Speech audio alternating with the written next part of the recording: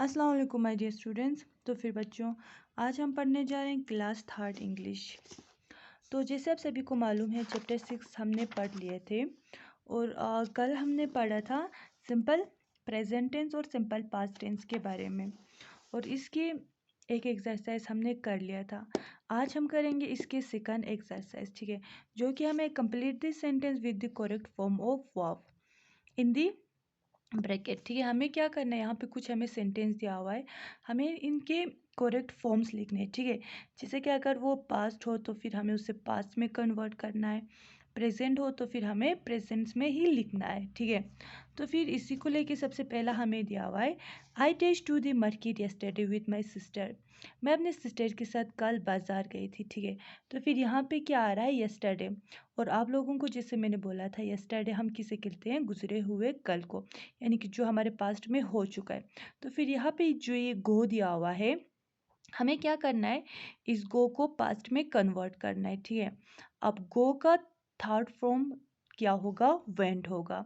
तो फिर हम यहाँ पे क्या लिखेंगे, I went to the market yesterday. मैं अपने सिस्टर के साथ कल कहाँ गई थी, बाजार गई थी। ठीक है, यानी कि ये लोग गई थी पास्ट में हो चुका है। अब दूसरा वाला है, Emma dash every times she sees a lizard. ठीक है, यहाँ पे एक इमा नाम की लड़की है, जब भी ये लिजर्ड को देखती है ये चिल्लाती है। ठीक है, तो फिर यहाँ पे हमें क्या देखने को मिल रहा है, यानी कि ये एक क्या है, रिपीट होने वाला एक्शन है। ठीक है, जो अगेन एंड अगेन हो रहा है। तो फिर कल हमने देखा था कि कोई भी एक्शन अगर जो बार बार होता है वो हम किस में इस्तेमाल करते हैं, प्रेजेंट टेंस में इस्तेमाल करते हैं। ठीक है, तो फिर यहाँ पे हम क्या लिखेंगे, इमा screams every time when she sauce a lizard. ये जो इम्मा है वो हमेशा क्या करती है, चिल्लाती है वो जब भी लिजर्ड को देखती है। ठीक है, तो फिर यहाँ पे क्या आएगा, स्क्रीम्स आएगा, यानी कि यहाँ पे ये स्क्रीम ऐसे ही रहेगा, बस सिर्फ यहाँ पे एस ऐड हो जाएगा। ठीक है, यानी कि ये प्लूरल में हो जाएगा। अब थर्ड हमें दिया हुआ है, Bakul test to eat bananas every day. Bakul को बनाना खाना पसंद है। ठीक है, तो फिर ये एक फिर से क्या है, रिपीट होने वाला एक बिहेवियर है। ठीक है, जैसे बकुल को हर रोज़ बनाना खाना पसंद है, तो फिर यहाँ पे क्या आएगा, Bakul loves to eat bananas every day, यानी कि बकुल को हर टाइम बनानास खाना क्या है, पसंद है। अब फोर्थ वाला हमें दिया हुआ है, Deepa feel ill yesterday I took her to see a doctor. ये जो दीपा है वो कल बीमार पड़ गए और मैंने उससे बोला कि डॉक्टर पे जाके आए। ठीक है, तो फिर ये जो दीपा है वो कब बीमार पड़ी, यस्टरडे। ठीक है, यानी कि फिर से गुजरे हुए कल में। ठीक है, कल बीमार पड़ गई थी, तो फिर मैंने उससे बोला कि वो डॉक्टर पे जाके आए। तो फिर ये टेल हमारा प्रेजेंट में है। अब हमें टेल को क्या करना है, पास्ट में कन्वर्ट करना है, यानी कि मैंने उससे बोला था। ठीक है, तो फिर टेल का थर्ड फॉर्म क्या हो जाएगा, told. Deepa felt ill yesterday I told her to see a doctor. अब उसी तरह फिफ्थ दिया हुआ है, summer dash always hot in Delhi. ठीक है, तो फिर ये जो समर है वो हमेशा दिल्ली में क्या रहता है, हॉट रहता है, गर्म रहता है। ठीक है, तो फिर यहाँ पे क्या आएगा, summer are always very hot in Delhi. ठीक है, इसी तरह अब हमें फिर से उसी वर्ब में हमें होता है, एक हेल्पिंग वर्ब होता है और एक मैन वर्ब होता है। ठीक है, हेल्पिंग वर्ब हम किसे कहते हैं, हेल्पिंग वर्ब जब भी हमें is am are was were का हमें देखने को मिलता है, हम उसे क्या कहते हैं, हेल्पिंग वर्ब कहते हैं। ठीक है, और मेन वर्ब हमारा एक्शन ही होता है, हमारा मेन वर्ब।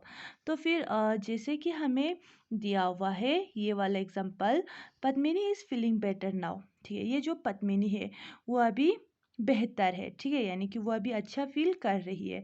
तो फिर ये जो पद्मिनी है ये तो उस एलिफेंट का नाम है। ठीक है, अब यहाँ पे इज दिया हुआ है, ये जो इज है ये हमारा क्या बन जाएगा, हेल्पिंग वर्ब बन जाएगा, और यहाँ पे फीलिंग ये हमारा क्या बन जाएगा, मेन वर्ब बन जाएगा। ठीक है, हेल्पिंग वर्ब हमारा is am are was were ये सारा हमारा क्या रहता है, हेल्पिंग वर्ब रहता है।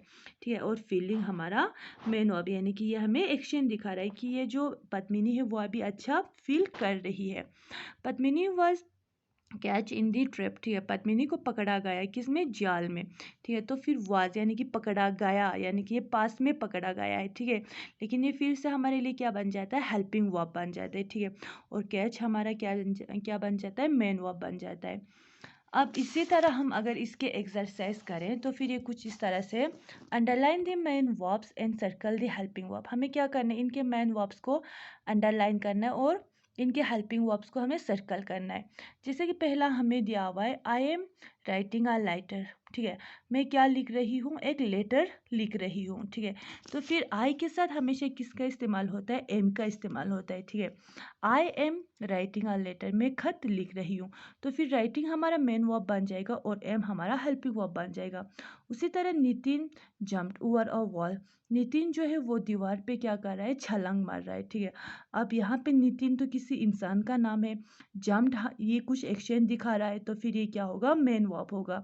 अब हमें यहाँ पे कोई हेल्पिंग वर्ब नहीं है। ठीक है, तो फिर जंप्ड को ही क्या होगा, अंडरलाइन होगा। अब थर्ड वाला है, look the bird is building a nest, देखो उस परिंदे को, वो घोंसला बना रहा है। ठीक है, अब यहाँ पे the bird is building a nest. ठीक है, ये तो फिर ये जो इज है ये हमारा क्या बन जाएगा, हेल्पिंग वर्ब, और बिल्डिंग हमारा मेन वर्ब।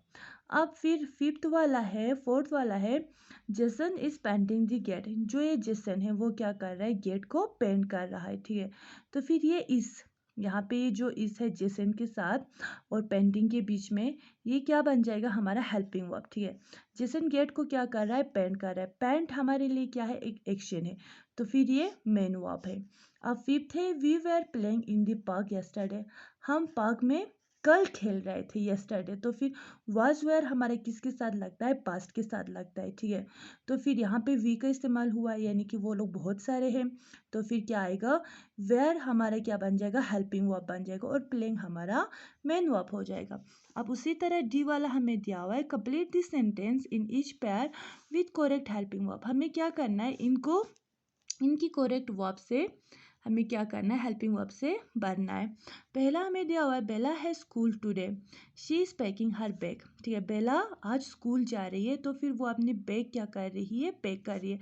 यहाँ पे बेला सिंगुलर है, यानी कि सिर्फ एक के ही बारे में बात कर रहा है, तो फिर शी के साथ हमारा क्या आएगा, और यहाँ पे शी का इस्तेमाल हुआ है। ठीक है, यानी कि वो एक है, सिंगुलर है, तो फिर हमारे यहाँ पे हेल्पिंग वर्ब क्या लगेगा, इस लगेगा। ठीक है, बेला हैज कम, बेला है school today, she is packing her bag. उसी तरह सेकंड दिया हुआ है, I can not go out, मैं बाहर नहीं जा सकती हूँ।